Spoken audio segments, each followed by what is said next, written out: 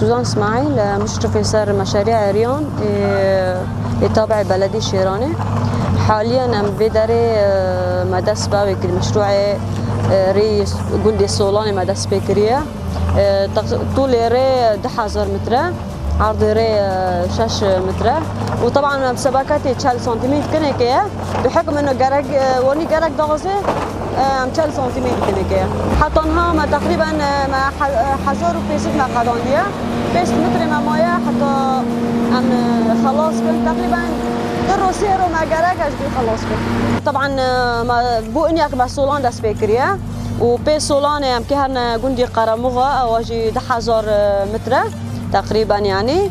بي صولاني جمع جندي تليج بهايا اواجي ما قام كيلومتر كي جونار تشيكنا برزمتي وداريكن شارع واني رئيسي فرعي تشيكن جونارا. بي جندي تليج بي جمع جندي عين باطي هيا ودارجي امكي ريون فاتنا تقريبا ما جونار 2 كيلومتر او ما دراسات شيكري ما حاضرية خكري. وبي عين باطي جمع شيران هناشان شارع فرعينا امكي تشيكنا الشيراني طبعا جرق جواني جرق دغزي. وبي شيراني جمع جندي خراب كورتي هيا اواجي تقريبا ما كيلومتر جونار راكريا.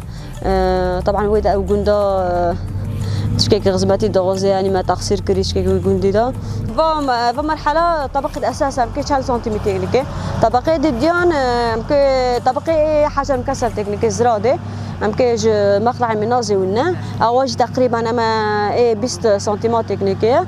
وطبعا امكي حاضرتي خوي ان شاء الله ما حاضرتي خوي زفتي جبنا.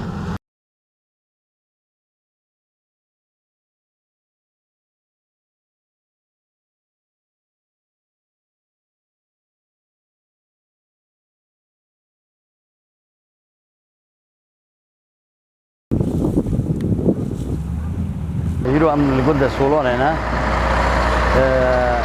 الريا سولون هم شيتكن الريا سولون زاتن 10000 متروية 2 كيلومتر يعني. هاتن ما نولا أو نهرين كوبري وان نهر كوبري وان سيبون سيفات حبون و سيفات ها عندك بون نها كوبري بماتنا زاتن كوبري نها بماتنا او فتحاك دين دين ازات النقاش بكن جمع مسترا جبر كرفها حفت بوريون رات كي قاسي فتحاك نهار راكر كاجر مجال مسترا من نقاش بكن كاجر مجال دفتحهم برا دفتحان تي كن جبر و اواش خربيسان دا و دره دیگه گرسپی